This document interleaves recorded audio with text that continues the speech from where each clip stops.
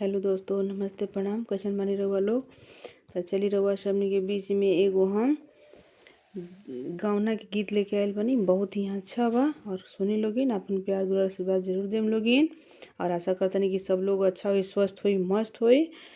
तो हमरा गाना के कमेंट बॉक्स में जरूर बताएम लोगिन कि कैसन लागल। और चैनल के लाइक शेयर और सब्सक्राइब कर मत भूलेम लोगिन। अच्छा लगी तभी कमेंट करें लोगिन, ना अच्छा लगी तभी कमेंट करें लोगिन। और गाना के गीत सुनी लोगिन, आनंद ली लोगिन। सोने के कहिया हो बेटी झारे लामी के, सोने के कहिया हो बेटी झारे लामी के, बायाँ हाथे झारे हो बेटी दहिनवे पोछे आ, चुप हो खजानी हो रोवा बेटिया हमार, चुप हो खजानी हो रोवा बेटिया हो हमार, बाएं दे बोलो कनी हो बेटी दहिनवे जेठ भाई, बाएं दे बोलो कनी हो बेटी दहिनवे जेठ भाई, तोहरे बचनिया हुआ मानाही पतिया, तोहरे बचनिया हुआ मानाही पतिया, मांगते कलेउआ हुआ माँ देलू लुलुआ, मांगते कलेउआ हुआ माँ देलू लुलुआ,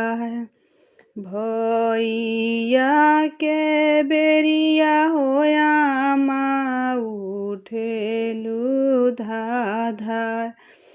भैया के बेरिया होया माँ उठेलू धाधा, हमरे ही बेरिया होआ माँ देलू झपिला, हम रे ही बेरिया होया माँ देलू झपिला,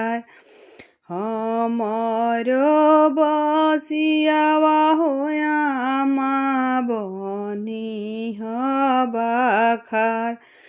हमरे बसियावा होया माँ बनी हबाखार, हमरे कलेउआ होआ माँ किनिह धेनुगा, हमरे कलेउआ होआ माँ किनिह धेनुगा, जब निबनमा खेलनी होया माँ सुकुली पसार, जवनी बगिया खेलनी होया माँ सुकुली पसार, ओही बगिया रोपिह होया माँ घनी बसावार, ओही बगिया रोपिह होया माँ घनी बसावार, जवने घर में सुतनी होया माँ मानिक दिया ना बार, जवने घर में सुतली होया माँ मानिक दिया ना बार, ओही घर सुतई होया माँ पूत बहुआर, ओही घर सुतई होया माँ पूत बहुआर निकलता देखिह होया मादुओ धेनु गाय निकलता देखिह होया मादुआरे धेनु गाय पैठत देखिह या होए आमा पूत बहुआर पैठत देखिह या होए आमा पूत बहुआर चलही के